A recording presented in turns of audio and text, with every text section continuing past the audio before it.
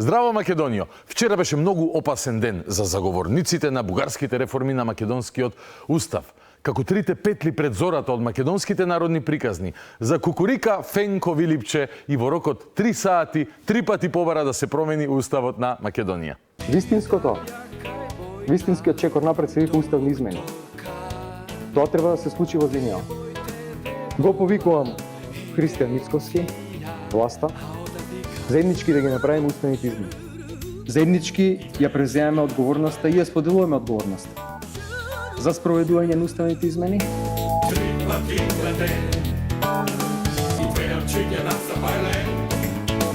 Ке беше добро да имаше 2 апчиња на сабајле, ама нема. И после будење се знае како е кај него. Проповеди за бугари во устав. Ама денес е пето, ка понеделник е неработен ден, па немаше денес 3 повици од лидеро. Гаранте фанал джаде некаде усвета на потопло, таја пушчи саде Богданка еднаш да повика на уставни измени. Колку несериозно. Почитувани, Македонија се наоѓа пред многу важен момент за нејзината иднина.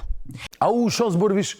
Шо се десило? Во период кога Европската Унија повторно го отвори процесот на проширување како врвен геостратешки приоритет, Македонија не сме да остане настрана. Така е, настрани треба да останете само вие, не Македонија. Доколку ја пропуштиме оваа шанса за полноправно членство во Европската Унија, ризикуваме да станеме слепо црево на Балканот. Рекоа од партијата која последниве месеци делува како дебелото црево на Балканот. Земите од регионот напредуваат. Формирана е комисија за пристапниот договор на Црна Гора, сериозен напредок има и Албанија. Така е, ама вчера се делеа некои пари од ЕУ, според реформскиот план, и Македонија доби повеќе пари и од Црна Гора и од Албанија, што злите јазици небањати на ВМРО Чишчана го протолкуваа дека Македонија е најнапредна во реформската агенда, пред Црна Гора и Албанија. Ама и ова не им чинеше на бугарските сватови во Македонија, па Вилипче предупреди. Сакам да укажам и да ги предупредам граѓаните да се свесни дека ова може да се едни од последните пари кои што ги добиваме од Европска Унија. Сега кога Европска Унија ги прави следните буџети, кои што се прават за 7 годишни периоди, а ние не правиме чекор напред кон Европска Унија, можно е да воопшто не влеземе во новото буџетирање на Европската Унија. Да сумирам. Пред да се случи ова, Филипче велеше дека ништо не е направено на реформската агенда за ЕУ. Па дојдоа парите. Ако добиевме помалку пари од Црна Гора и Албанија, ке велеа дека сме најназад во реформската агенда. Сега добивме најмногу. Што да каже? Да, се сети дека ова можело да бидат едни од последните пари кои сме ги добиле. Генијално. Продолжуваме со проповедите. Младите се разочарани. Тие немаат време за губење и не веруваат на зборови. Потребни се дела, потребна е промена на системот. Аха, порака кон младите. Потребна била што? Промена на системот. Вау! Чуј, може ќе дознаеме некоја интересна нова идеја за промена на системот која ќе ги фасцинира младите. Ајде да слушнеме понатаму. Затоа председателот на СДСМ доктор Венко Филипче го повика Христијан Мицкоски на државничка одговорност.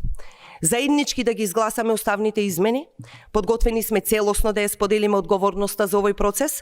Па браво! Им се обрати на младите со посочување кон големиот државник доктор Фенко Вилипче, бидејќи младите ептен ценат кога се прават тотеми од фаци во политиката. Онака младите живеат за да бидат идолопоклоници на некој умислен великан на државничките своји политики, при што ако предходниците негови ваквите потези ги нарекуваа виткање кичма, овие денес си ги нарекуваат државнички големи одлуки, големи потези. Паметниот се срами од она со што будалиот се гордее. Слушнете до крај. Да ги изгласаме уставните измени, подготвени сме целосно да ја споделиме одговорноста за овој процес, како што тоа го правеле сите политички партии во државите кои што успешно преговарале и станале членки на Европската Унија. Она што се пропушта случајно да се спомне е дека ниту една држава која влегувала во Европската Унија не била под терор од комшиска држава на која домашни гениалци ќе и подпишат договори кои ќе ја овозможат идентитетски уцени на легален начин. Второ, што се пропушта случајно е да се каже дека ова е обич, што би рекол народот, да се направи од гомце колаче. Нежно во деминутив го кажав, ко Филипче. Односно, гаранци велат, Ако почнеме да зборуваме дека сме подготвени заеднички да гласаме со власта, ќе паднат во несвест сите колку сме ние одговорни.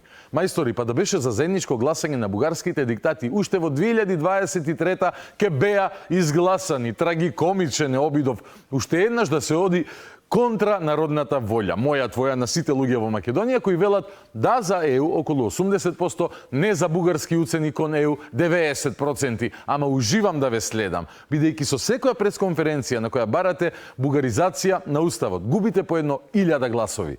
Македонскиот идентитет, македонскиот јазик и култура се заштитени и никако не се загрозени. Рекоа луѓето кои уште во 2017 тврдеа дека се затворени сите прашања со соседите. Република Бугарија од денеска е уште поголем пријател на Република Македонија и наш сојузник во евроатлантската перспектива. Најголем сојузник. 2 години подоцна истиот генијалец плачеше вака. Европската унија не постигна согласност за прифаќање на преговарачката рамка за нашата земја. Ама година и пол подоцна, твоите наследници ќе постигнат договор кој ќе одговара на Бугарија, без гајле. Ова неодговорна грешка е горчлива вест за целата наша нација. А и што збориш, кој можеше тоа да го предпостави? Но овој ден се слуша големо разочарување кај сите нас во една издишка. Да издишеме со разочарување. И не заборавајте, додека издишувам, додека го издишувам овој македонски воздух. Бугарија стави вето. Не е можно. Го прекрши договорот за добрососедство и пријателство. Престани, немој да лажеш. Тие никогаш не негирале. И со тоа застана на патот на нашата европска интеграција, за која во повеќе наврати институциите на Европската унија и земјите членки, вклучувајќи ја и Бугарија, потврдија дека целосно ги исполнуваме условите. Освен условот да ги пишеме нашите дедовци како бугари, кои ти им го овозможи преку договорот за заедничка историја и изјавите дека сме еден ист народ, игнорирајќи ги сите предупредувања, како вистинска глава Букова. Да, ние за това се противопоставихме в договора да е записано споделена история. Тя не е споделена, тя е обща история. В договора е записано, че имаме обща история, не споделена на нещо, което паралелно е вървяло едно до друго, обаче са били различни. Нямало е разлика в миналото. Това е обща българска история. Оти ние немаме споделена историја, немаме ни вкрстена историја, имаме заедничка историја. И тоа е заедничка. Сакам да испратам порака до сите граѓани на Бугарија. Ние сме братски хора, същи народ. И кој би рекол, бе луѓе, дека ваквата поставеност на колена може да тргне по-лошо? Тоа не е европски начин. За жал, Бугарија не собра сили да се однесува европски. Не е точно. Никогаш не негирале. Не шири антиевропска реторика. Бугарија дозволи да испорача гест кој не покажува ни пријателство, ни братство. Да, нема веќе браќа. Ко вицто. Прво го благодарам Бојко, брат мој, што ми дадете време да се следиме. Прво го благодарам Бојко, брат мој. Ти нему брат. Ти нему му подпишуваш заедничка историја. Тој тебе те гали по главчето и... Гоце Делчев е новиот услов за добивање на датум за старт на преговори со Европската унија. Условот стигна лично од бугарскиот премиер Бојко Борисов, кој порача дека македонците имаат уште работи за поправење и да созреат. Борисов на прашањето кога ќе стартуваат пристапните разговори на унијата со земјава, го стави Гоце Делчев во залог. Ама ве молам, режија доста со антиевропски видеа, да не ни дојде Вилипче да не ослободи.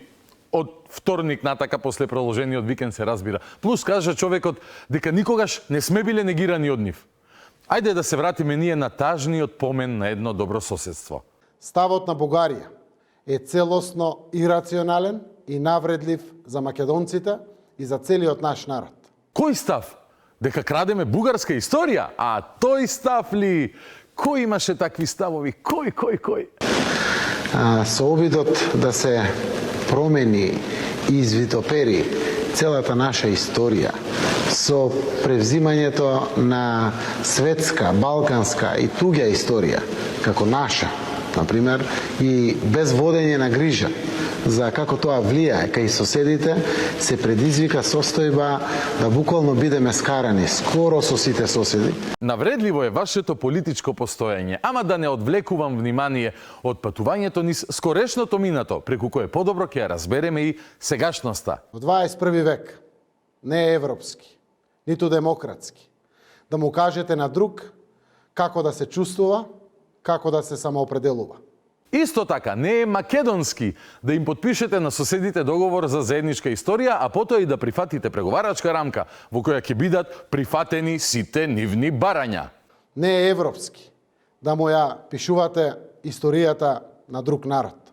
Не еде, ти кажувавме, ама ти со брат ти Бојко под рака си се веселеше и од авионче селфиња правеше дека си ги отворил ширум портите на ЕУ, каде само тебе те чекаа, откако Господ те цртна од нивите за оваа света мисија. Да му наметнувате идентитет на друг народ и да го убедувате дека треба да го прифати.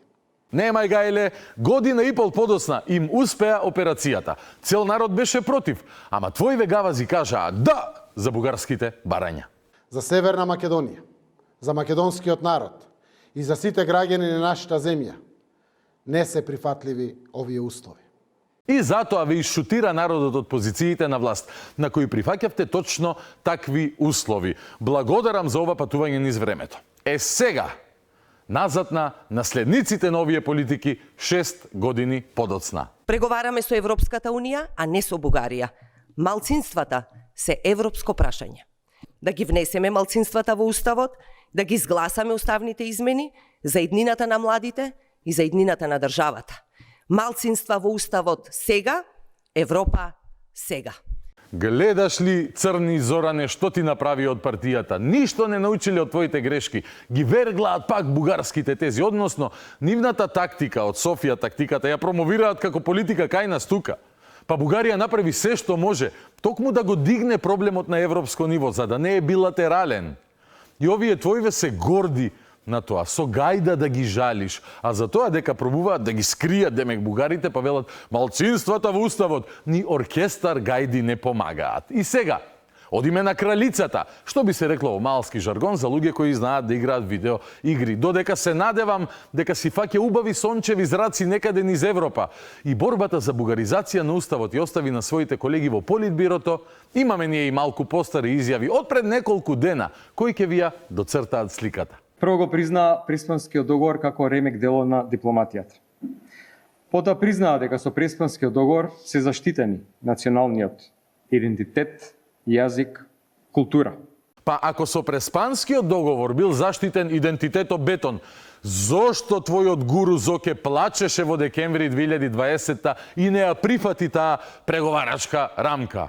Смотан бил сигурно мајката, не била калџија ко тебе, разбираш. А Киро Глигоров пак, тој бил најглуп од сите, бидејќи тој па не прифатил промена на име за понудените милиони уште на времето. Среќа се родивте вие попаметниве од Киро, за да ја решите работата по ваше. Со внесувањето на бугарите и другите малцинства во Уставот се зајакнуваат нашиот национален идентитет, сите идентитетски одредници, бидејќи тогаш е јасна дистинкцијата помеѓу македонскиот народ и бугарското малцинство кој живее тука.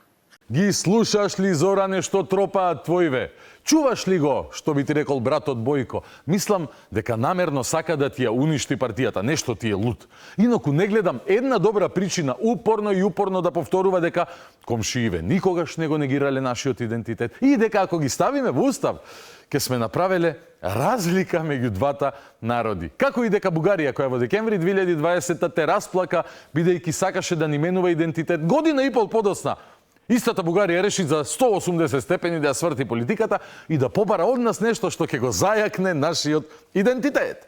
Јас знам дека мозоци оперира овој твојов момок, ама дека ќе проба вака да ни ги оперира мозоците на сите преку овие пресконференции, тропање врвни глупости на истите, тоа не сум ни претпоставувал дека ќе помисли. И му требале, пази, во Устав бугарите за да направил човекот разлика, бидејќи сега веројатно не може да разликува, како нити што не можеше кога им го дудлаше на Бојковци. И тој не може сега, Галиба, додека делува како портпарол на Радевци. А све су тоа иста брача, што би рекле северниве соседи. И конечно се обидува повторно да пласира ваков туп наратив, како што пробавте и пред 3-4 години. Еве ќе ве подсетам.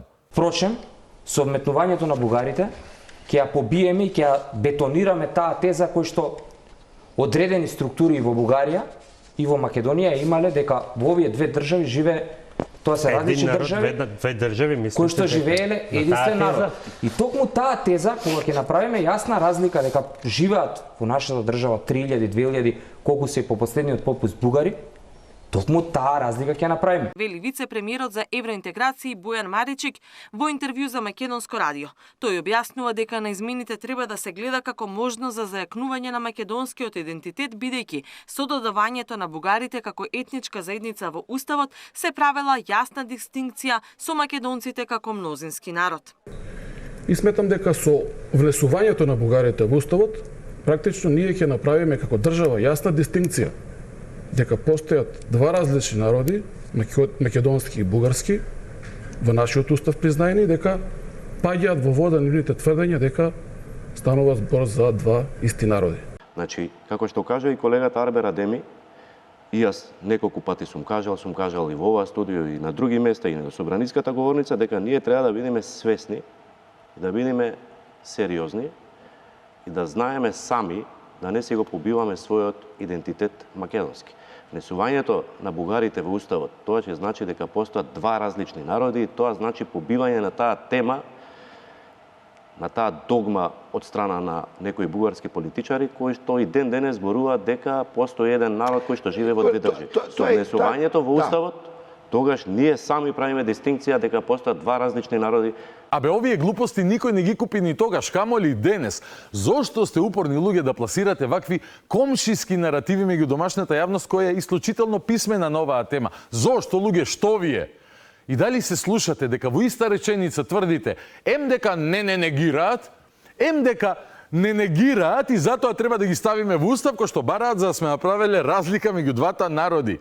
Бугарската теза од пред многу децении дека сме ист народ во две држави со ова паѓа во вода. Ние никаде од Бугарија не сме слушнале дека го негира нашиот идентитет.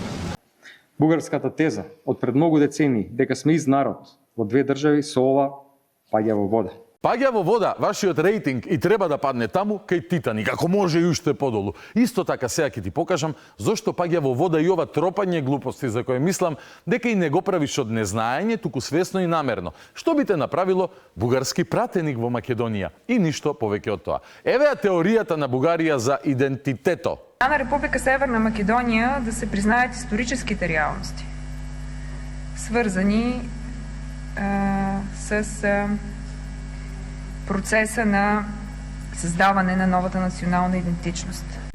Ниту еден бугарски политичар, дури и екстремните националисти од претходната влада, ги знаеме кои се, не го спореа македонскиот јазик. Ниту тоа дека ние сме денес македонци, ама денес. Таа фуснота што ја спомнуваш, значи само дека да, вие сте денес македонци, ама вие мора да подпишете и во вашите учебници да ставите дека сте тоа и со тој јазик зборувате од 44 година. Процеса на создаване на новата национална идентичност. Тоа е идентитетот кој ќе го потврдиш со уставните измени како што ги бараш во овој формат. Два народи денес, един народ пред 45-та. За второто ќе се погрижат со вето по вето, како што и имаше во минатото, кога мислевте дека магарето лета и сте ги затвориле сите прашања со соседите, а фактички ја отворивте Пандорината кутија. Единствените магариња што летаа беа во тоа ваше авионче. Затоа што вие сте тешка геостратешка грешка. Така е. Вие сте тешка геостратешка грешка на македонските граѓани кои ве поддржувале низ годините. Лошите вести за вас, а добри за Македонија е дека нивниот број е се помал и помал од година во година. До конечното исчезнување само продолжи со обвинувањата дека сето досега видено е лага и дека Алфа ТВ е крива и шири антиевропска реторика. Ке се ослободи земјава, ке се ослободи медиумскиот простор, затоа што Алфа телевизија нема право така да го загадува јавниот простор. Затоа што вие за тоа користите и јавни државни пари на граѓаните. Вие немате право да ширите лажна реторика антиевропска. Вие немате право да кажувате и да ширите лажна кампања да оцрнувате луѓе. Вие немате право на тоа. Тој систем се демонтира во Унгарија. После изборите, ќе го демонтираме и тука кај нас. После изборите ќе бидете демонтирани како туѓа агентура во Македонија, бидејќи нема како поинаку да се нарече некој кој, например, едноставно не сакал да присуствува на настани, макар тоа биле и прослави на денот на независност на Македонија. Ке одите ли на концерт на Девид Гета на 8 септември? Навистина немам желба да присуствувам на никаков настан кој што го организира оваа влада, затоа што мислам дека нема ништо честно, немаат добра намера. Ама тоа нели е однос кон државата, не кон владата? 8 септември е денот на независност. Гледайте, јас се сложувам. Меѓутоа, навистина немам волја. Еве, едноставно не сакам да присуствувам на настани кои што ги организира оваа влада, затоа што гледаме секојдневно како ја водат државата. Едноставно не сакал на прославата на независноста да присуствува, ама затоа сакаат ваквите да присуствуваат на едни други настани без проблем. Каков Дейвид Гета, какви бакрачи.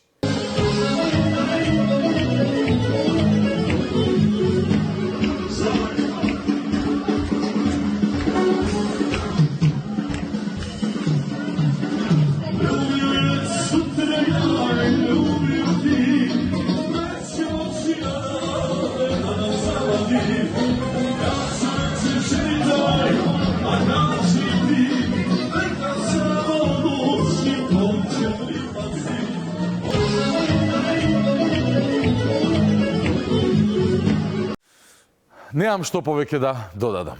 Одиме на разговорот во студио. Вечерва со директорот на Националниот конзерваторски центар Александар Јордановски. Останете со нас, започнуваме веднаш.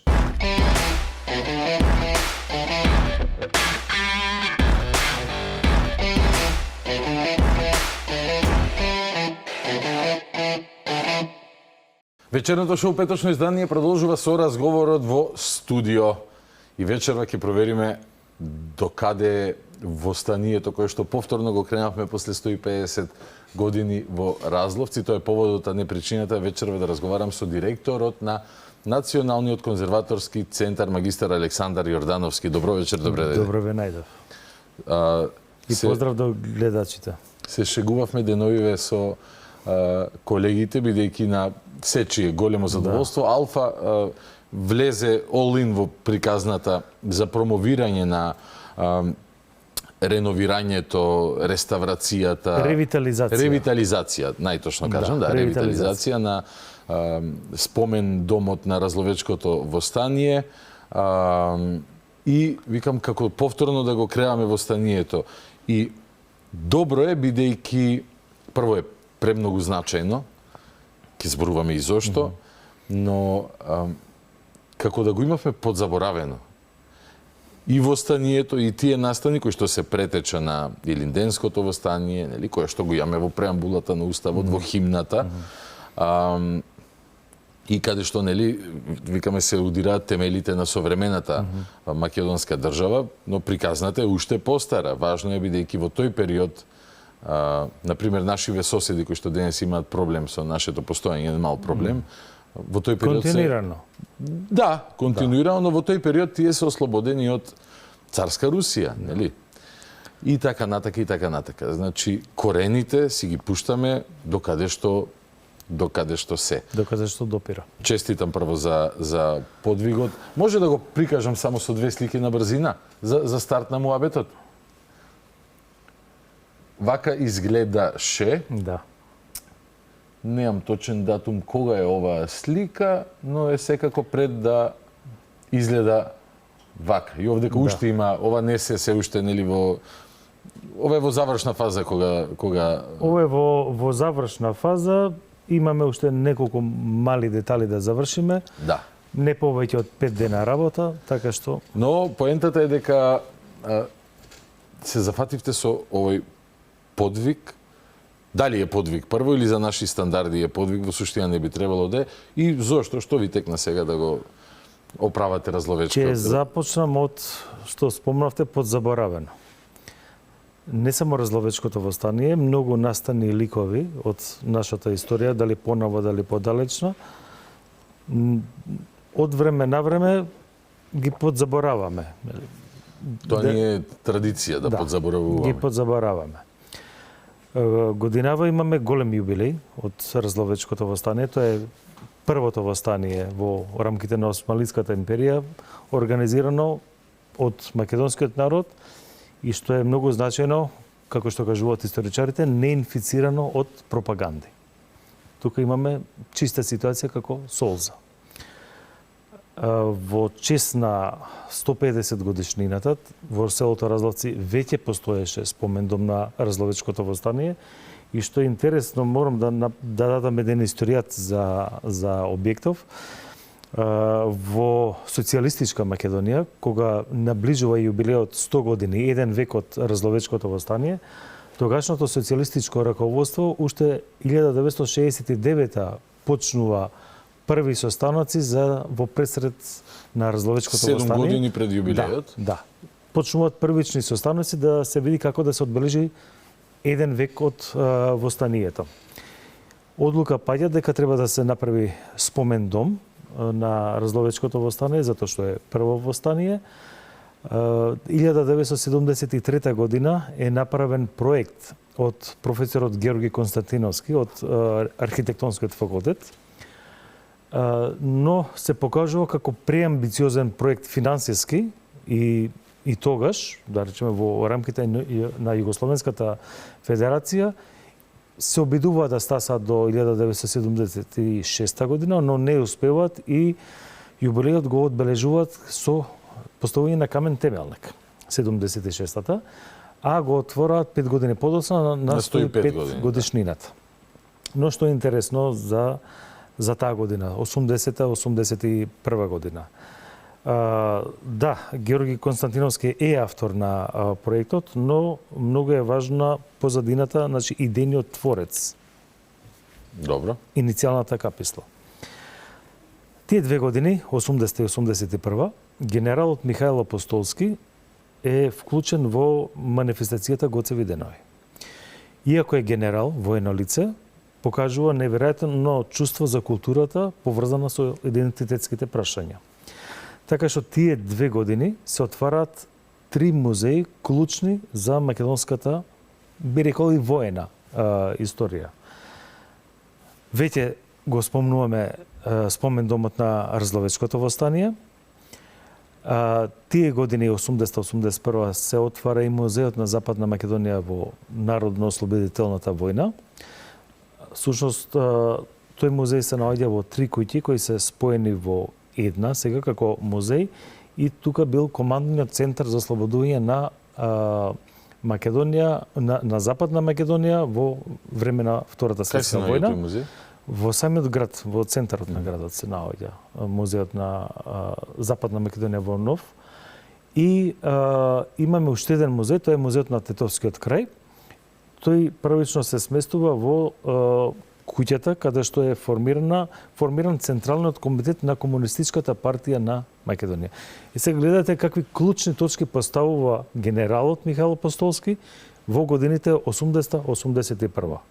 Ослободување, командниот центар за ослободување на Западна Македонија, формирањето на ЦК на СКМ и Разловечкото востание. Клучни стратегиски точки за, би рекол, македонската војна историја која овозможува понатаму слобода. Во суштина не е никаква тајна, напротив, добро познат факт е дека борците од Народно-ослободителната војна се повикувале на илинденците, Да. така.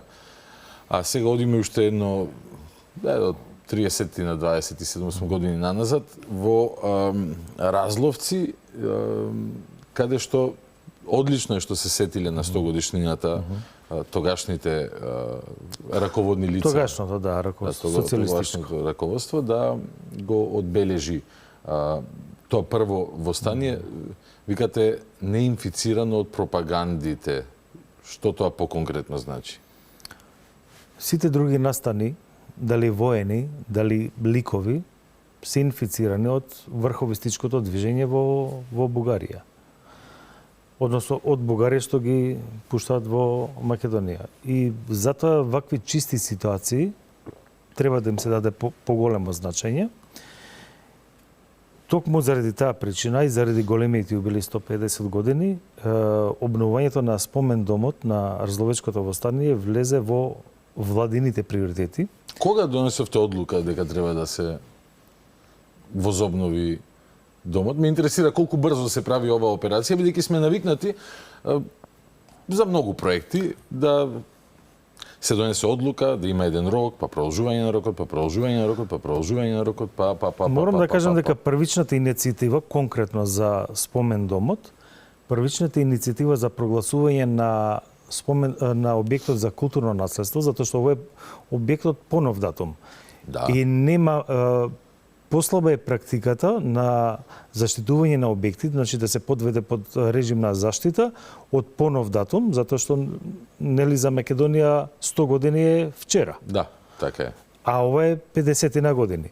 Но значењето е големо и владата во 2013 или 2013 прв пат дава иницијатива спомен домо да се прогласи за културно наследство, затоа што бил во деградирана состојба уште пред 10 на 15 години. Националниот конзерваторски центар има изработен елаборат, но процесите некаде завршуваат 15-16 сега. Се ставиле некој превентивен покрив лимен 15 или 16 година за да не се дораспадне објектот, но понатаму имаме промена нели на власта и таа идеја всушност замира. Се става под тепих. Идејата за да се врати проектот во живот дојде минатата година, се довршија процесите што во насока на прогласување на културно наследство, објектот да се има решение, тој е прогласен со решение на управата за заштита на културното наследство. Се ревидираше постоечкиот проект, затоа што од 14 година до сега имаме прогрес на оштетувањата на сите делови од објектот и од кога се завршија сите постапки, Министерството за култура обезбеди средства и морам да се пофалам за установата дека ова е прв објект што е завршен во една фаза. Тоа значи се поставува рок и рокот е испочитува. Да, и рокот се испочитува. Рокот беше 19 мај 2026 година. А објектите се ставаат под таква заштита со цел да се обезбеди интервенција на државата, бидејќи претходно под чија надлежност бил и зошто сме дозволиле да пропаѓа, најпросто кажано? Јас истражував малку повеќе околу објектот, околу историјата на објектот. За жал во социјализмот објектите од ваков тип биле градени со одлука на извршен совет, односно владата тогаш. И затоа што се било државно, нема имотни листови, не се знаело под која установа кој го управува. Од време на време, јас викам, имало некој клучар што отвара, дали под општина бил вработен, дали под Центар за култура во Делчево, Никола Јонков Вапцаров се вика установата. И тоа трае до пред 4 години. Се шегувавме кога работевме тама со работниците. Има еден Чарли, го викаме последниот клучар на спомен домот, тој кој е пензиониран пред 4 години. Така што се зафативме од почеток, од вадење на имотен лист, од доделување на спомен домот да биде подружница на Центар за култура од Делчево, од тоа во рамките на статутот на установата да се регистрира музејска дејност, за да биде после државата да стави кап. За да може, да. За да го земе значи, државата, мора да го легализирате. Да, ние направиме многу административни подготовки за да дојдеме до физичка интервенција. Разловечкото сега имаме чиста ситуација за разловечкото восстание. Националниот конзерваторски центар си ја заврши работата и понатаму грижата за објектот е на Центар за култура од Делчево. Значи, ние им дадовме готов објект, сега зависи од нивните идеи, да речам, и смисла за работа. Зошто бил под тепих пикнат проектот после промената на власта 2017 година, вака, според твое видување? Па се што беше поврзано со Македонија, се беше пикнато. Како изгледа тие години, еве од лично искуство, каде беше ти тогаш поместен во тие движења по хоризонтала, вертикала? Па јас бев отстранен тогаш од Министерството за култура во Министерството за политички систем и како Просто да не им пречиш таму. Да, како 90% во тоа министерство што се на список, бев и јас на некој список и така. Само да не работиш во Министерството за култура. Во оние времења кога не беше во мода, нели, да се... Да, по промената, повторно министерот за култура Зоран Љутков ме враќа и се одлучивме да бидам овде директор, затоа што ово станова е крајно деградирана во последните 20, рекол и 30 години. Ќе зборуваме малце подоцна и за состојбите во установата. Ме интересира вака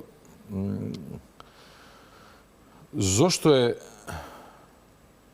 дали е толку важно колку што сметаме јас и ти, или што контактот со другите луѓе надвор од кругот на професијата или на дејноста или на културата ти дава впечаток, например, да една нација ги пиедестализира ваквите значени моменти од сопствената историја, бидејќи ние овде не зборуваме за некој маргинален настан, зборуваме за прво дигање на народ на точка на територија на Македонија под време на османлиска власт.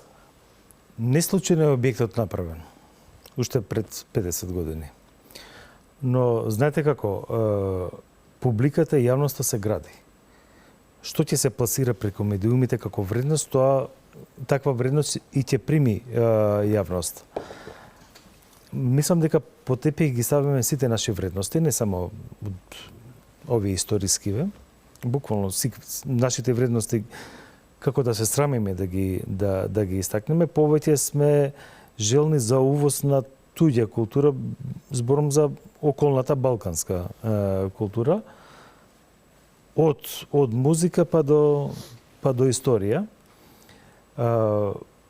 Ние направивме добра основа со обновувањето на проектот.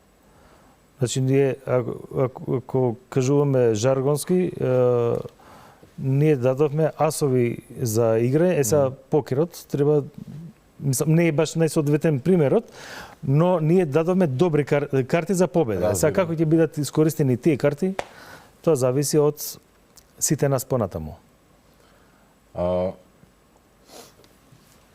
На оваа тема, сега за спомен Домот на Разловечко востание, надежта е дека општината, односно локалните власти ќе си ја продолжат грижата и дека ќе стане една точка на посета, ќе одат деца на екскурзии и така натака, ќе биде на туристичката мапа.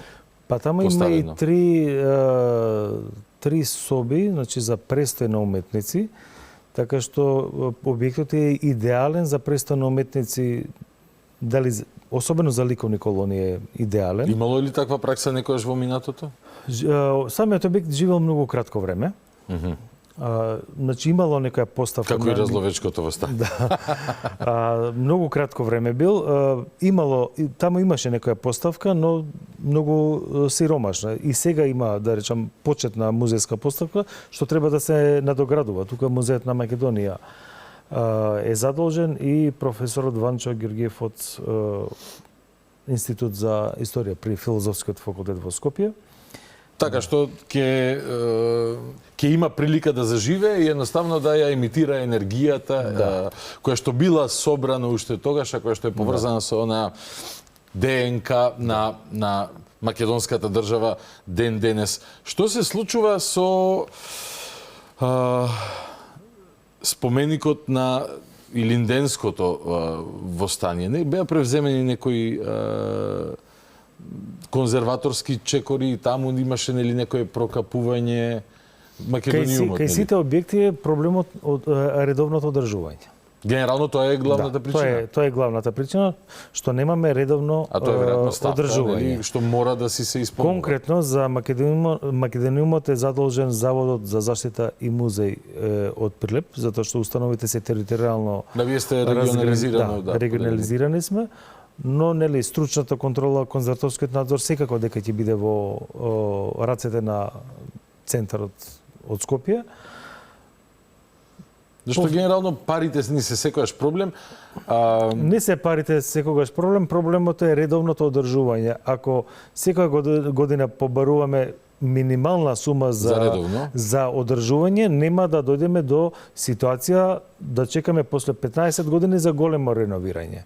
Затоа што ние сме испуштиле, например, 10-15 години средства за редовно одржување, не го одржуваме објектот и кога ќе поминат 15 години, плаќаме како за 30 да не сме го одржували. Разбирам, да. На тема пари, разловечко востание, не може да ја пропуштам и она историјата на самото востание, без намера сега, нели, ние да попуваме тука, дека треба како Поп Стојан Разловски секој денес да живее до ниво да се откаже од сиот свој имот со цел да ја финансира борбата, меѓутоа тоа се сепак луѓе кои што се труделе да направат нешто за ние денес да го уживаме овој благодет кој што на моменти мислам и не знаеме да го цениме. Нивното дело на Поп Стојан и на Димитар Поп Георгиев Беровски малку е од денешен аспект неразбирливо за генерациите. Ако сакаш да раскажи на кратко таа историја за неразбирлива е за нас затоа што тие го вложуваат сопствениот имот. Димитар Поп Георгиев Беровски, колку што знам, го вложува целиот свој имот. Поп Стојан дел од имотот вложува. Со денешен речник, значи под хипотека го става сопствениот имот. За да купи оружје. Во услови кога немате држава, кога сте под османлиско туѓа власт, османлиско царство, ама имате голема желба за слобода. И сега вие влегувате во една со денешно поимање во една авантура влегувате неизвестна. Хазардерство би се нарекло тоа денес или така? Вие не знаете дали ќе успеете. Да. Коцката е умираш ако трнат работите по лош. Не само што губиш имот, него те нема физички, си ликвидиран. Така што тогаш вложувале сопствени средства за некоја неизвестна слобода, а денес повеќе користење на државните ресурси за сопствени удобства. Цели. Некако обратно пропорционални би се работиве и уште една работа има до која мера биле предпазливи. Значи црквата што е во селото Разловци е изградена 1850 година. 1859 е фреско живописана, а во станица е 1876 година. Е сега вака. Имаме ктиторски фрески во црквата, каде што покрај другите ктитори е фреско живописан и самиот Поп Стојан. Добро. Во услови кога фотографијата е луксус, не знам дали постоела тогаш 1876, веројатно не. Кај нас барем не. Да. Пред да почне востанието, фреската на Поп Стојан е премачкана со вар и со пепел. Со цел, ако не успее востанието, да не биде препознаен од турците. Пазете до која до која мера биле предпазливи и фреската била покриена. Комплетно? Да. Кога е откриена повторно? Откриена е на 100 годишнината од востанието. 1976 кога е удрен камен темелникот за спомен домот на Разловечкото востание. Така што приказните се тука, значи имаме голема поврзаност меѓу фрескоживописот во црквата и самиот настани спомен домот. И тука има цел филм, буквално. И штета што не сме па хипербогата земја со можност толку да... Ние годишно може под 5 историски филма вадиме 20 години и да... Имаме настани идеи за напретек. Не можеме да ги 5 филма годишно, 20 години, па пак нема да исцрпиме се. Има за наредните 5 генерации да снимаат филмови. Нели, историјата е како што е, Разловечкото востание се дига, не успева да се прошири според првичните планови, селото е, мислам, 2 пати палено и така натака, но е појдовната точка од која што сега после се случуваат и оние приказни, има обиди за инфилтрација во Кресненско, односно во македонското востание, каде што Димитар Поп Георгиев Беровски е повторно присутен. Но сето тоа на крај, тоа е еден поврзан континуум на нашето постоење и исклучително е важно државата да си ги почитува славните Не датуми. случајно градоначалникот на самото отварање на спомен домот спомна дека ќе покренат граѓанска иницијатива за прогласување на целиот тој предел за во Законот за заштита на културно наследство имаме ставка културен предел. Сега културниот предел можеме да го поврземе со историската приказна, што се случила 876 година, така што сршта ќе биде спомен домот и црквата, а сета друга приказна може да се развива. Значи имаме законска можност и основа за ова приказна да развиваме како што треба. Очигледно мора со закон да се обврзиме за да тераат работите. Зборувам за да во одреден момент, нели кога ќе се сменат условите пак за 50-15 години, да не рече некој, сега на страна, бидејќи знам најдобро е кога се врзувате со закон. Знам во како до сега славниот период, кога славното минато не требаше да е толку славно, имаше такви апсурди. Јас имам пријатели што работат на пример во археолошки музеи кои што ми кажуваат дека сега неутредента по преземање на власта на Заев, ама неколку месеци подосна веќе промена на име и така натака се случува, да поставката која што мислам била постојана на антички монети биде скриена во некое депо. Ние просто до тоа ниво одела таа сервилност и подаништво да не смееш да ги покажеш монетите што си ги нашол на твоја собствена територија на која што го има. Не, ти кажам, тоа многу вешто го направија. Донеса една изложба, требаше повремена, златниот човек од Казахстан. Таква нека изложба беше. Тоа е како нешто налик на азијски Тутанкамон, нешто така. Добро. И сега таа изложба врти по светот и делот каде што беше сместена нумизматиката, тој простор, кој беше доста атрактивно направен и беа многу вложени средства, беше целосно расторен за да се постави повремената изложба за некој златен од Казахстан. Од Казахстан. Многу важно нешто. Тоа е важно, но не мора да се растура постоечки уреден простор за да се постави повремена поставка. Јас не го спорувам значењето на таа поставка. Ама не е дека Мона Лиза ја довеле, сега да не правам споредба на баби и жаби. Но не може на сметка на повремена поставка, каква и да е, колку и да е значена, да се растура веќе осмислен простор за монетите од Македонија. Александар, искрено мислам дека за Македонија има поважни работи од златниот човек од Казахстан. Како на пример нешто што е поврзано. Ама има доволно простори во музеите да биде поставена таа Но тоа беше изговорот. Тоа беше изговорот. Донесеме овој златко од Казахстан. Златко ќе го донесеме од Казахстан за да ја поставиме изложбата и после пак ќе ги вратиме монетите. И дури сега ги вративме монетите на денот на музеите. Директорката Магдалена Манаскова успеа да ја врати поставката постојана за монетите. Нумизматиката, кажа на археолошки. Да се чуди човек. Дури златната маска од Требеништа, таа е во Белград, така? Да. Таа да ја донеселе, пеки ќе кажеш. Океј, од Македонија, од Требеништа е, нели, одземена на времето. Пате, по кој основ ги одземале? Исто како британците од Египет? Војни. Како воен плен е земена? Во војна немате правила? Не мислев да не е во време на комунизмот, па Не.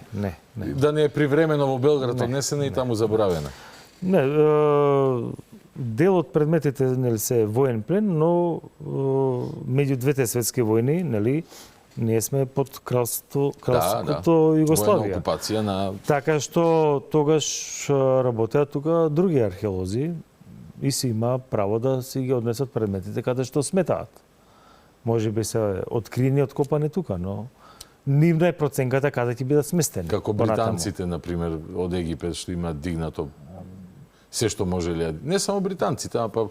Во војна нема те правила. Постои ли начин легален и цивилизиран некој пат да се добие нешто од она што ни фали и недостига? Например, имаме ние од Свети Климент, мислам Митрата...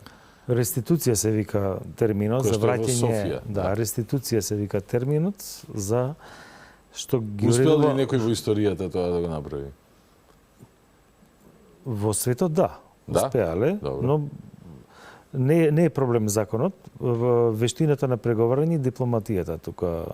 Односно што ќе дадеш за да го добиеш тоа што го добиеш. Реално, така. Мислам дека имаше враќање на предмети од британските музеи во Египет после долги години преговори, но не се нешто. Сега реституцијата да речам многу интересна, нели, за Македонија, затоа што ние треба да се ги вратиме материјалните докази на постоењето во услови кога сите околу не оспаруваат. Да. Комплицирана ситуација. Значи не е проблем да се има клаузула во Законот за културно наследство, треба подзаконски акт, тоа го спомнав сега брзо на едно гостување, не е проблем во правилникот, заживувањето на тој правилник е. Добро, но тогаш од друга страна можеме да градиме, да создаваме или бар да го чуваме изграденото, ако не може да го тоа што го имаме изградено и што го имаме откриено да го зачуваме. Тоа е целта. Слично како, нели, спомен домот во Разловци и спомен домот, или како се вика тоа, спомен куќата, меморијалниот објект на Пелинце.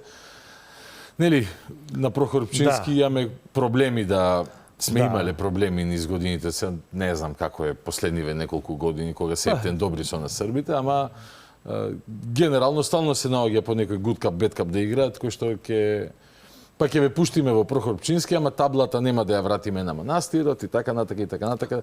Но сме компензација е тоа. Но сме направиле ние спомен дом на Асном во Пелинце, во непосредна близина на Прохорпчински. И сега тоа што го имаме, тоа треба да го чуваме и да го продаваме како приказно. Сега, генерално, чувањето е опис и попис на Националниот конзерваторски центар. Така? И на центарот и на регионалните заводи. И на регионалните, да. Зашто бидејќи ти како директор на ова... И Скопски конзерваторски има и така. Аха, ти си капа на цела држава, меѓутоа си како координатор, предпоставувам, или контролор. Секој си работи својата работа. Посебни локални, местни, регионални ингеренции. Регионални секој си работи својата работа, но стручната контрола, да речем супервизијата на проектите доаѓа кај Националниот конзерваторски центар. Всушност, овој центар е наследник на поранешниот Републички завод за заштита на спомениците. Така имаше 6 во Југославија, во секоја република по еден. Така што во однос на стручните работи, центарот ги прегледува проектите на останатите регионални заводи. Имаш ли идеја во што влегуваш, во која институција, со какви ингеренции и што ќе затекнеш натаму? Јас тука имам почнато да работам 2002 година, така што и од работното место од Министерство за култура ја имам следено ова установа, така што апсолутно влегов спремен во овде. Дури во оние 7 години кога таа не била многу популарна институција во како до сега периодот. Таа не е популарна, ќе ви кажам, 20 години. Тоа го спомни и преска. Таа веќе е непопуларна 20 години. Односно има негативна популарност само ако некогаш се издаваат одобренија за изградба на објекти во непосредни близини. Не, тоа е во надлежност на управата. Овде се работи за стручноста, стручниот кадар. Најлошата работа е што стручниот кадар е во алармантно состојба во смисла што физички веќе го нема. Овој кадар не се гради со завршување на факултетот и со вработување и со добивање решенија. Работа со искуство. Со искуство. Нема друго место каде да се научи освен на терен, да. Непосредната заштита на културното наследство. Вие мора да влезете во црквата, мора да влезете во куќата, мора во амама да влезете, мора во џамијата да влезете. Едно е да го гледате проектот на хартија, а друго е да влезете во објектот, затоа што не е само објектот, не се само ѕидовите. Кај црквите се фреските и иконите. Добро. Кај џамиите, еве во Шанета џамија и таму имате сликарство.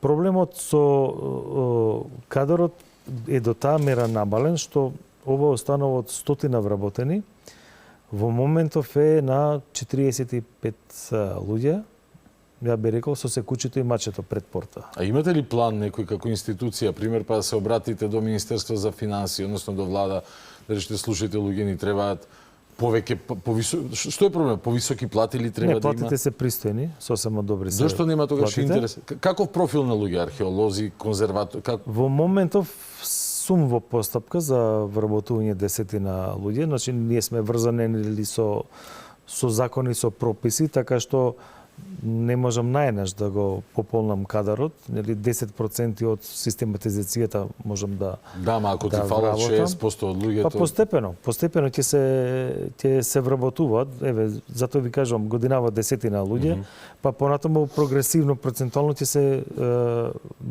се зголемува можноста. Какви профили работат? Археолози работат, историчари на уметност, архитекти, градежни инженери, сликарите треба да бидат, ја ги викаме популарно фрескари, нели? Иконџи, тоа се нашите колоквијални називи внатрешно. Конзерватори за дрво и пластика, за мозаик имавме конзерватори, но во моментов немаме потреба затоа што немаме мозаик под надлежност на оваа установа. А туку под регионалните тие се под главно во Стоби, во Завод и музеј Битола, тамо оние установи каде што во рамките на своите територија, имаат мозаик. Во моментов општините кои ги држи под директна надлежност центарот нема мозаик, така што во моментот немаме потреба. И сега ако откриеме, има ли желба да се откриваат? Знам, например, нели, дури има предпазливост во Битолско, каде сега се работи таму на некој локалитет од време на антика, дека или било каде да ја работите, плански се планираат да не дојде најнаш да се отвори голем фронт, бидејќи не може да се истражи доволно брзо и да се заштити. Знаете што е? Ние живееме во ера на брзи пари. Сакаме сега веднаш и одма. Значи уште зборот да биде недокажан, ама ние парите да ги земеме. Во сите овие професии што ви ги набројав, нема брзање, се брза полека во овие професии. Бара трпение, она што го нема денес. Трпението е секунда и пол. Бара посветеност, бара истрајност, посветеноста бара и трпение многу. Имаме луѓе, имаме заинтересирани луѓе, но ви кажувам, бавно оди оспособувањето од кој ќе влезе на работно место. Бавно оди оспособувањето. Не може на ChatGPT да се научи искуство од 10 годишна, да, разбирам. Затоа што имате овде и интелектуална работа, но затоа што имате и непосредна заштита, имате и мануелни вештини. И едното и другото треба да се спои. Така што се надам дека ќе за 2-3 години ќе го обновиме кадарот. Не може наеднаш. Една парадоксална ситуација која што се случува во врска со поранешниот Републички завод за заштита на споменици, денешен Национален конзерваторски центар, е тоа што согласно она што ми спомна, ми кажа и ми донеси некои видеоматеријали, фактички вас ви треба конзервирање во однос на простина за белешка, ама така е. Во однос на она на што сте наишле во се подрумските простори. Јас имам повеќе видео овдека, кратки, ки коментираме, може да сега... ги видиме, да ги искоментираме. Да. Еве, например, ова е... ова е ѓубрето што го... Дозволи ја прашам. Дали ова филмски сет за Зона Сумрака, дали ова некоја депонија каде што живеат бездомници, или е дел од подрумските простории на Националниот конзерваторски центар? Ова се подрумските простории, магазинските простории на Националниот конзерваторски центар, и ова е ѓубрето што се собирало 30 до 40 години. Значи, јас формирав пред известно време пописна комисија да видиме што имаме, што немаме во установата. Нема што немате овде, нема дури што нема овде. Школка има или што така што Имате доста работа. Така што ова се просториите што ги расчистуваме, главниот магазин. За жал, тука се и публикациите. Ова е снимка од надвор, веќе изнесеното. Чекаме сега комунална да ни помогне да го изнесеме. Ова е веќе изнесено. Ова е изнесено веќе од главниот магазин. Сега денови се случува. Добро, вака јас ќе ги вртам едно по едно. Што имаме овдека? Компјутери. Ова се компјутери од минатиот век. Разводни табли. Да. И сето ова би си било трупано во подрум. 30 години. Наместо на депонија да се фрли, се чува во подрум. Зошто? Наместо кој ќе му помине рокот на компјутерот да се расходува, ова се чувано. Сега, интересно е што во магазинските простори налетев и на публикации кои не се собственост на установата, а ќе кажем и за публикациите. Добро, чекај сега, дали е тоа... Вака, ова се публикации, пакети, нели?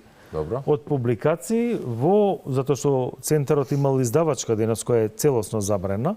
Значи списанието што било бренд се вика културно наследство, престижно списание, значи за да објавиш во тоа списание било престиж. Добро. Сега тоа списание не постои 15 години, па наново формирав редакција за да се и тоа да се обнови, значи почнуваме да се обнови, ама од самите нас. За да го обновиме наследството, прво ние треба да се обновиме. Сега, ако може снимката уште еднаш. Да, би сакал, ако е возможно режија, ако е возможно, гостинот ако може да го поставите тука во овој квадрат за да коментира, ако не е возможно, окей, нема проблем. Сега, ова се публикации од самата установа. Веќе испечатени дела кои што стојат Веќе испечатени дела од самата установа. И сега имате наслов од типот на смислата на декорацијата кај градските куќи од 19 век со огромен тираж. Тој е пример тука некаде. Запакуван. И затоа што стоеле книгите 20 на 30 на години, се обидов јас нели да ги раздадам или да се продаваат, но верувајте ми, овие книги сраме да се подарат. Мувла, смрдеа. Зошто не разбирам некој го прави? Јас не разбирам. Овие постари книги овдека што се на пример овдека што се забележуваат? Тоа е службен весник од минатиот век. Службен весник од минатиот век, да. Укоричени службени весници од минатиот век. И претпоставувам дека во Национална библиотека има, ама повеќе институции требало... Сега ги има електронски. Да, сега ги има електронски. Сега ги има електронски. Но во овој куп книги имаше и пакети од вработен колега кој си имал своја издавачка куќа. Добро. И си ги чувал тука како... И 50% од неговата приватна издавачка куќа тиражот беше тука. На негови разни... Си го чувал како користел како личен магазин. Сега ќе направиме споредба со Разловечкото востание. Тогаш вложиле сопствени средства за слободата, а сега имаме приватни средства во државен магазин. Интересно. Што имаме овде? Кои се овие сандуци? Вака. Овој сандуков, што гледате, со стрелката прв, вертикалниот. Вертикалниот. Вака, сега ќе ви кажам за. Да нема внатре има некој фараон египетски. Машина има една, машина има една, и кога ја отворивме, никој не знаеше што е таа машина. Добро. Никој не знаеше. Некаква машина. Некаква машина беше со бројки, со букви, со кваки, со како за сеф, врачки и така натаму. И го повикувам магазинерот последен, кој отишол во пензија пред 4 години. Пред 4 години отишол во пензија? Во пензија. Добро. И го викам што е машинава. Миле, што има овде, како пример, така, не знам како се вика. И ми вели вака. Одговорот беше: јас кога се вработив, јас кога се вработив, ја наследив. Така, а што е, не знам. Сега, да ви кажам. Како ја отворив? Со скафандери бевте со или не? Се шегувам. Не, тогаш и тој не знаел дека е машина. Си има го сандук. Тогаш го има сандук. Како од бродолом. Постојаната поставка на подрумот, да. Сега веројатно таа машина ќе ја поставам во влезот на установата како музејски експонат. Да. Зашто е машината? За патување низ времето. Да. Значи колегите ги слика бројките, буквите, кваките, рачките. Добро. И нели сега со вештачката интелигенција, со чат GPT и така, со гуглањево. Може да се пребарува, да. Дојдовме дека машинава се вика Дигисториум. Дигисториум.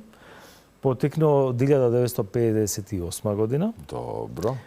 За јавноста да објаснам што е сега Дигисториум. Да, те молам. Кога имаме предмети што се културно наследство, ама се од органско потекло, зборуваме за дрво или платно. Добро. И ако се оштетени од црвоточина, например, дрвото, имаме една икона и целата изрешетана со црви. Натре, за да прекине тоа, затоа што тие се и внатрешно, не се само надворешно, не се површински, се става во таа машина, што изгледа како временска машина, се става и се третира со одредени пестициди, отрови. Ќе ви кажем и за отровот после. Има приказна, поврзана со машината. И после извесен период, стручните лица нели ќе оценат 3 дена, 5 дена, 7 дена. Колку време седи пример иконата во Дигисториумот? Да, дали иконата, дали платното излегува чисто, на пример, не прогресира оштетувањето, значи да се задржи носачот. Добро. За тоа била тој Дигисториум и никогаш не бил употребен. Никогаш бил набавен и неупотребен. И никогаш не употребен.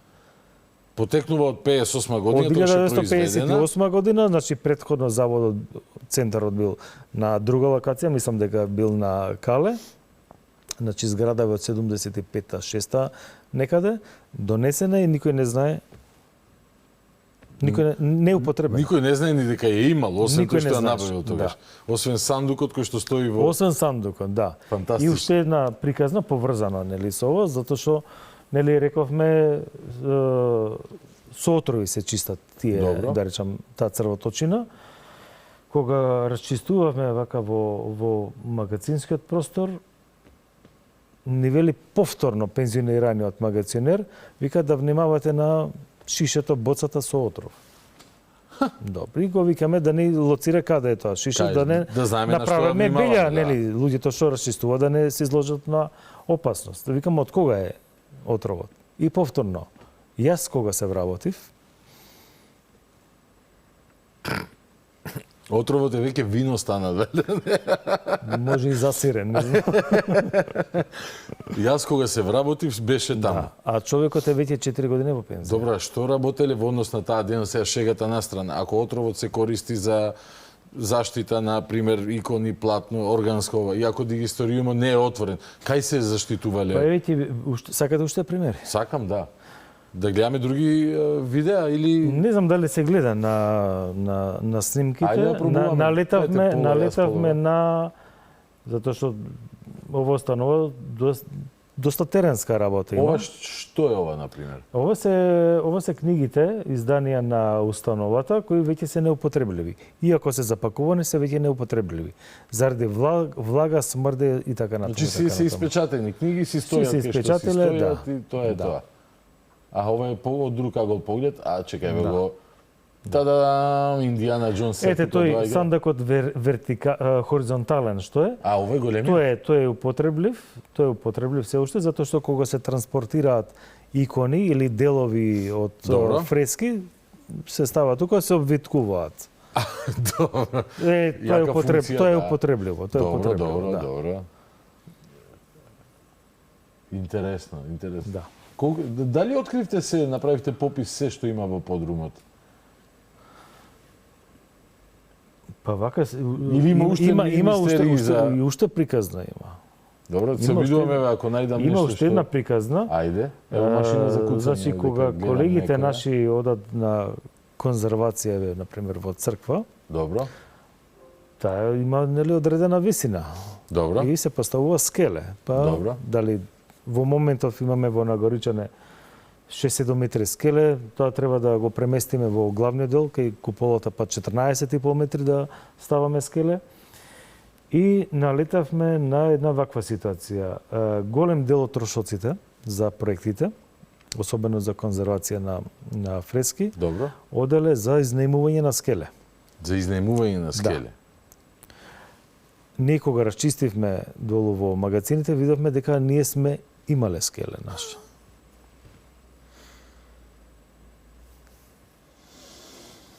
Не знам, немам пристоен збор кој што можам да го... Затоа ви кажувам. Откривте дека има скеле. Да, ние се откриваме самите себе си сега. А добро, сосема е можно да... Дајте паралелно да дзиркаме вака видеата што преостане. Некој да не знаел дека има скеле, бидејќи е добро скриено некаде во ова што го гледам. Па сега скеле, па службени весници, па книги, па компјутери. Видам, ова личи на депонија, на куќа пример што била бомбардирана во 43-та година и никој не влегол таму. Вака беше и гаражниот простор, затоа што ова е заеднички простор на Националниот конзерваторски центар и Музеот на Македонија. Вака слично изгледаше и гаражниот простор каде што сега направивме простор за паркирање на околу 50 на возила. Ова ли се списанијата кои што не се... Нели сте ги... Не, ова е некоја публикација во голем тираж. Во социјализмот така се печатело по 10.000 примероци. 10.000 примероци, викаш, мојата книга, еве твојата книга. Еве книгата. Аман. Да. Тука некаде и скелето овдека, така? Скелето го преместивме сега во друг магазин, сега тоа е спастрано. Ова е последниот магазински простор не среден, неколку веќе средивме. Магазинскиот простор за археологија, за фрески не е среден. Магазинскиот простор за хемијата и тој не е подсреден, ова не е последниот мохиканец. Зона сумрак. Доволно се сликиве, мислам дека се извинувам на публиката што ја вознемиривме прикажувајќи ги овие сцени, требаше да се шегата на страна, ова на ништо не личи. Јас ги направив снимките, сега предоаѓање на емисија. Ептентазе се. Затоа што за 2-3 недели ова ќе биде чисто, така што ова е како спомен од некое време. Ако прашам за ова, без желба јас да заземам страна, проблематиката не ја познавам добро во однос на платите во културата, протести, културни работници и така натака. Нели, можам да ставаме на ваква ограда, како на мис на светот, би сакал сите да земат 1.000.000 евра плата, не и се. Не знам кој колкави оправдани има, колку е заплеткан проблемот, но од друга страна, и ова е дејност во рамки на култура и некој бил задолжен за овие магазински простори, да води сметка, или па на крај на денот да ја штити институцијата, да не се плаќаат пари за изнемување на скеле. Ако имаш скеле, ти ако знаеш дека имаш, тогаш правиш нешто друго, некое дело, ако не знаеш, проблем е зашто не знаеш дека имаш скеле во подрумот. Знаете што е проблем главно во државните установи? Не е тоа само сега. Платата се добива, а не се заработува. Ако се заработува, немало до овој степен да дојде. Секој сака да биде платен. Да, навистина, до пред неколку години овие вработени беа мизерно платени, беа прениски платите наспроти другите сектори во државата, но сега наспроти другите сектори и во рамките на стандардот општ на државата, платите се сосема пристојни. Но пак ти кажам, треба да се заработува, а не да се добива.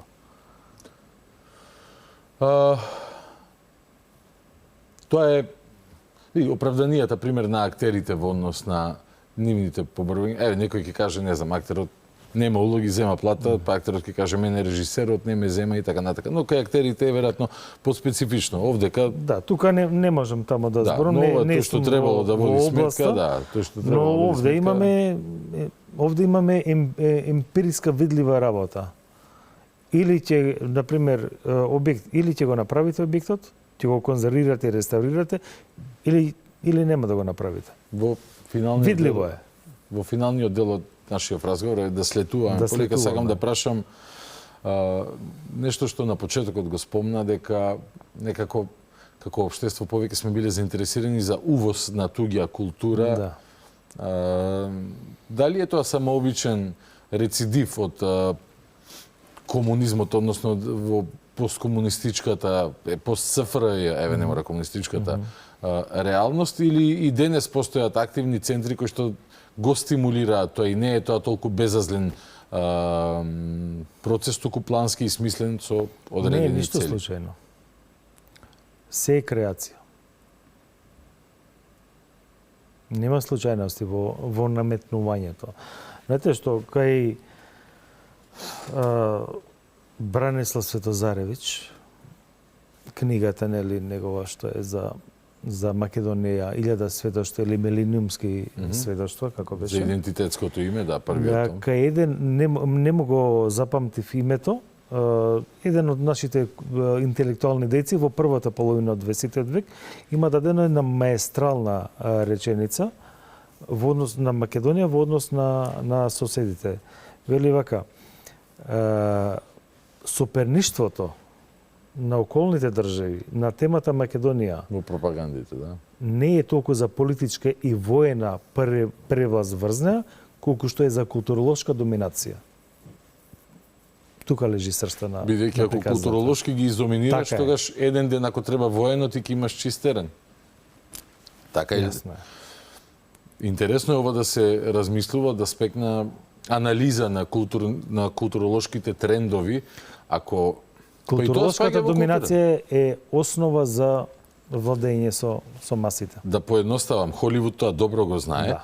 И затоа 2-3 години пред да треба да се воведе демократија некаде на Блискиот Исток, се појавуваат филмови на таа тема и после домашната јавност е фино сензибилизирана за да не реагира против тој начин на воведување демократија. Како еден пример? Добро, јасно, но тоа се нели големи светски империи, тоа го прават со принципот е исти. Да, принципот ние треба тој метод да си го користиме за зачувување на сопствените вредности. Ние сами кон себе треба да се обраќаме дома. Кон себе. Не да шириме надвор, не знам, во Индија да извезуваме серија за... Спомнате холивудскиот систем, ама за самите нас. Така е. Иначе кај на себе, ако правиме анализа, има српско-турски или екс-турски судир на Балкан, мешавина. Да, па не, пример, сериите, нели, кои што се најпиткиот начин за ширење на одредена култура. Затоа се со лесни сценарија тие. Лесно приемчиви за масите. Но и се државни проекти. Турција пред да почне да прави собствени серии, увезувала јужноамерикански. Венецуела, не знам и кај се не ги снимат тие Касандри, Масандри, Колумбија. Затоа велам, ние имаме доволно приказни автохтони со вистинска вредност, за самите да си ја продаваме на себе прво приказната, да се ние да се запознаеме. Се денови најави министерот кај колегата Драган Милосавлевиќ дека ќе има некој конкурс за домашни серии и така натака. Сега ние тргнуваме од мртва точка. Алфа како телевизија вложува одредени собствени средства изминативе години за да се снимаат серии, меѓутоа кога државата ги стимулира, плюс мислам дека се врза сега на некој сличен начин како во Србија. Во Србија телеком операторите даваат дел од профитот во таков фонд, овде кај нас мислам дека од игрите на среќа одредени проценти ќе се вложуваат. Целото Министерство за култура сега и туризам, затоа имаме додадена вредност. И туризам, точно и установите, особено за заштита, за другите, мислам, не сум во детали запознаен, но овие за заштита целосно се вклучени во враќање на достоинството, прво на установите, следствено и на македонското национално достоинство. Па, добро е кога државата која што постои како правен субјект ја исполнува својата основна или една од основните надлежности, не само да ја гарантира безбедноста, животот, благосостојбата на граѓаните, туку Тоа се и предуслови за живење. Точно така, да. А ова е создавање на животот. Да се грижи за она што на народот кој што е формирал и поради кој што постои таа држава, му е тоа важно, бидејќи имало периоди на кои што се подсетивме, во кои што тоа не било баш така. Ти благодарам на одвоеното време да споделиме со јавноста малку убави вести, например околу ревитализацијата на спомен домот во Разловци, дело на големиот архитект Ѓорги Константиновски, ментор за дипломската на мојата мајка, патем јас беше во пензија. За кој има добиено награда од списанието Борба, што за тогаш било врвна престижна награда за архитектура. Јас имав прилика само еднаш да како гостин професор да ни одржи предавање, бидејќи беше пензиониран.